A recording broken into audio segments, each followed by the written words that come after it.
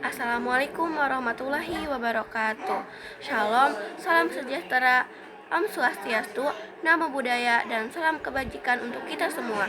Perkenalkan, nama saya Tri Ahyuni Tias, mahasiswa pendidikan kimia angkatan 2025 Universitas Sultan Ageng Tirtayasa dengan nomor NIM 22822500036. Selamat menyaksikan. Meski tingkat kemiskinan menurun, ketimpangan antara penduduk kaya dan miskin justru meningkat. Teknologi Mas, ada sekolah di pedalaman Kabupaten Kupang, Nusa Tenggara Timur yang bangunannya tak layak sebagai tempat belajar. Ketimpangan ekonomi yang terus meningkat menjadi permasalahan penting yang memengaruhi pertumbuhan ekonomi nasional. Kini Indonesia menempati peringkat keempat di dunia. Apalagi gelombang pemutusan hubungan kerja atau PHK yang banyak dialami oleh warga kategori miskin dan rentan miskin pada saat pandemi COVID-19. Lapisan es di Kutub Utara terus mencair hingga mencapai titik terendah kedua dalam 4 dekade terakhir. Sebuah penelitian di tahun 2015 menyebut Indonesia sebagai negara kedua penghasil sampah plastik terbesar di dunia setelah Tiongkok. Dari Kementerian Lingkungan Hidup dan Kehutanan menunjukkan bahwa Indonesia menghasilkan 34,85 juta ton timbunan sampah. Pemirsa, polusi udara di kota Depok, Jawa Barat tertinggi pada hari ini, jauh melewati DKI Jakarta. Pagi tadi, indeks kualitas udara di kota Depok Barat. Fenomena eksistensi diri di media sosial, khususnya bagi para remaja, ia mengkhawatirkan. Mereka bahkan tidak bisa membedakan mana dunia maya dan mana dunia nyata. Anak Indonesia mengalami ketergantungan dan kebablasan dalam bermedia sosial. Data yang kami himpun, ada 93% remaja yang menghabiskan setiap harinya hanya untuk bermedia sosial. Remaja yang kecanduan media sosial menghabiskan 9 jam sehari hanya untuk bermedia sosial. Dan mirisnya, ada 43% anak muda yang sedih karena unggahannya tidak disukai. Profesor media sosial banyak melahirkan selebriti dadakan melalui konten-konten dan juga di sejumlah platform. Sayangnya, tidak semua konten yang diposting merupakan konten positif. Alhamdulillah yang muncul banyaknya kasus pembicaraan terhadap pengguna media sosial. Saat di Treskrimsus Polda Banten menangkap seorang perempuan berinisial MR warga Lebak, Banten. Jadi pelaku ini adalah pelaku penipuan berbasis digital yang melakukan love scamming dengan menyamar sebagai pilot di media sosial dan menipu staf media pemerintah hingga meraup puluhan juta rupiah. Indonesia, negeri yang dibangun atas janji keadilan sosial dan persatuan. Namun hari ini kita saksikan jurang ketimpangan melebar, alam menjerit akibat eksploitasi, dan ruang digital kita terkoyak oleh disinformasi. Kita berdiri untuk maju. Kita perlu kembali ke fondasi. Kita perlu menjawab kembali Pancasila. Pancasila bukan hanya sekedar jargon politik, melainkan cetak biru etis kita. Oleh karena itu, saya akan sedikit membedah bagaimana dasar filosofis, historis, dan yuridis Pancasila mampu menjadi solusi praktis untuk tantangan-tantangan sosial kontemporer kita, seperti ketimpangan sosial, krisis lingkungan, dan disinformasi. Ketimpangan sosial bukan hanya masalah ekonomi, tetapi masalah kemanusiaan juga. Ketika sekelompok orang menguasai mayoritas sumber daya, maka cita-cita bangsa terancam. Oleh karena itu, mari kita lihat melalui 3 lensa Pancasila. Yang pertama, dasar filosofis. Secara filosofis, keadilan sosial bukanlah kesamaan, melainkan keseimbangan hak dan kewajiban serta pemerataan hasil pembangunan. Para pendiri bangsa seperti Soekarno yang menolak kapitalisme liberalistik, yang pada intinya kekayaan alam Indonesia harus digunakan sebesar-besarnya untuk makmuran rakyat, bukan hanya untuk segelintir elit orang. Yang kedua, dasar historis pada semangat gotong royong. Nilai keadilan dan kemakmuran bersama berakar pada tradisi sejarah kita, yaitu gotong royong.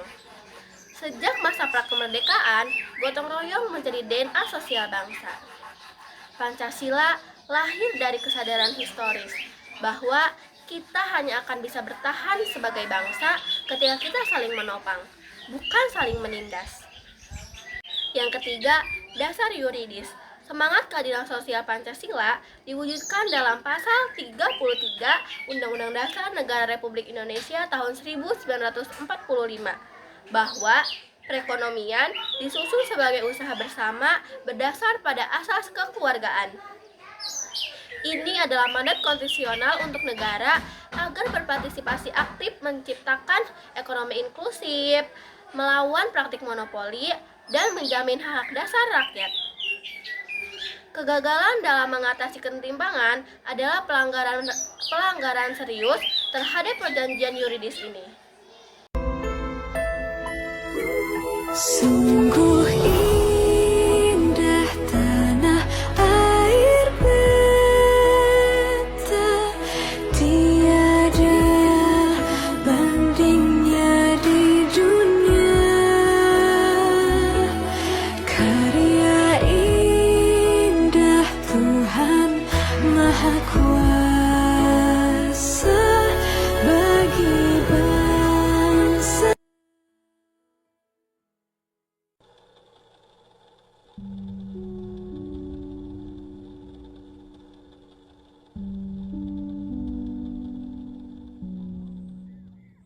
Kemudian beralih ke krisis lingkungan, polusi udara, kerusakan hutan, dan bencana ekologis lainnya yang merupakan konsekuensi dari pembangunan yang tidak beradab.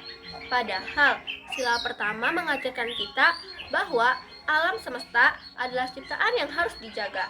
Lalu, sila kedua juga menuntut kita agar memiliki adab tidak hanya dengan hubungan antar manusia, tetapi juga hubungan dengan alam. Karena merusak alam adalah tindakan yang tidak beradab.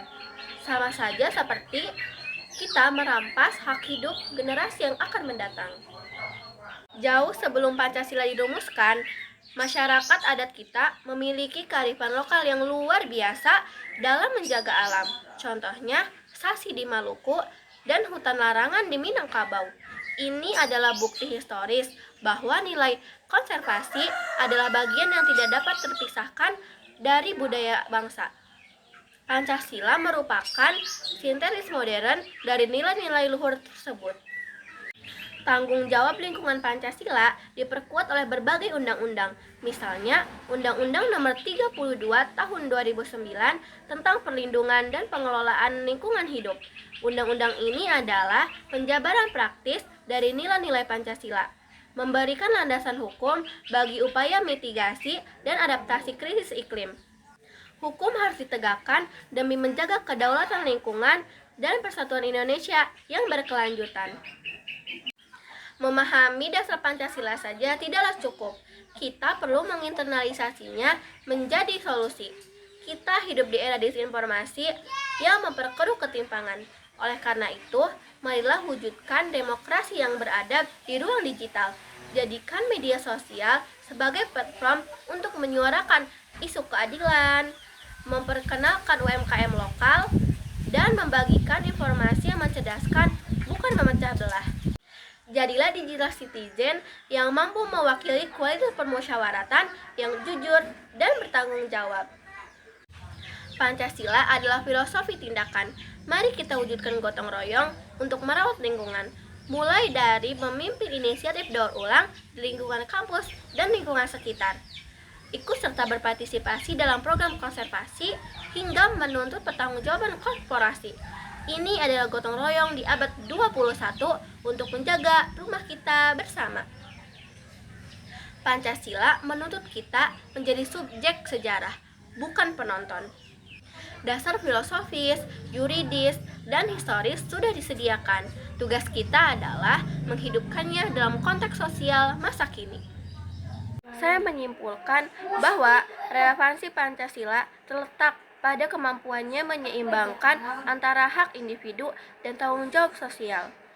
Dasar filosofis memberikan kompas etis untuk menolak ekstremitas, untuk menolak eksploitasi alam demi kepentingan, dan untuk menolak polarisasi. Kemudian, dasar historis mengingatkan kita bahwa bangsa ini dibangun atas kebersamaan, dan krisis hari ini adalah panggilan untuk kembali bergotong royong. Dan yang terakhir, dasar yuridis memberikan kita kekuatan hukum untuk menuntut keadilan, pemerataan, dan keberlanjutan. Oleh karena itu, marilah kita jadikan Pancasila bukan hanya sekedar ideologi yang diperingati, tetapi menjadikan Pancasila sebagai pedoman etis, moral, dan praktis. Mulai dari gadget kita dan lingkungan sekitar yang kita tempati. Mari kita jadikan Indonesia yang benar-benar adil dan beradab. Terima kasih. Wassalamualaikum warahmatullahi wabarakatuh.